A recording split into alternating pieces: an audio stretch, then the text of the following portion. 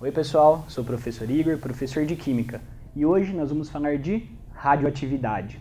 Vamos começar com alguns conceitos fundamentais e não podemos deixar de falar do histórico dessa história de radioatividade.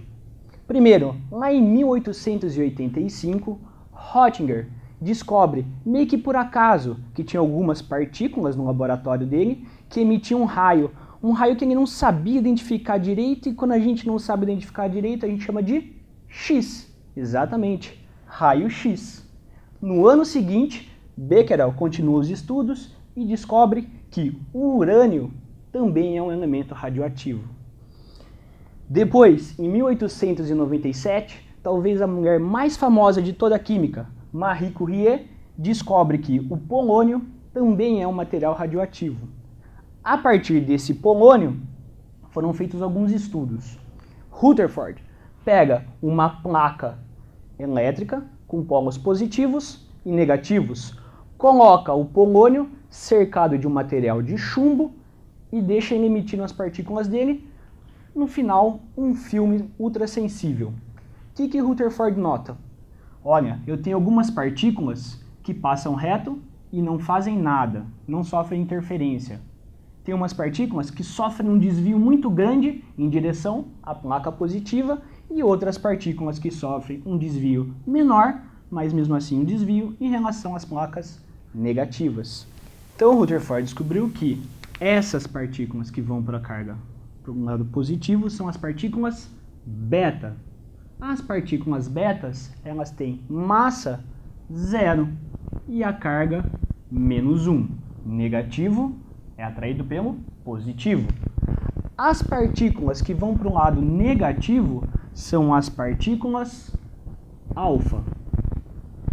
As partículas alfas têm massa 4 e carga 2. 2 positivo, por isso elas são atraídas para os lados negativo. E essa partícula que não acontece nada, não sofre nem desvio, nem para um lado, nem para o outro. Essa é a partícula gama. A partícula gama não tem massa, não tem carga. Ela é puramente energia.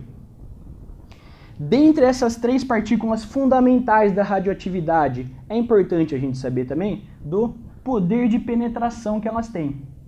A partícula alfa, que é uma partícula grande com 4 materiais nucleares, ela já é interrompida por um simples pedaço de papel.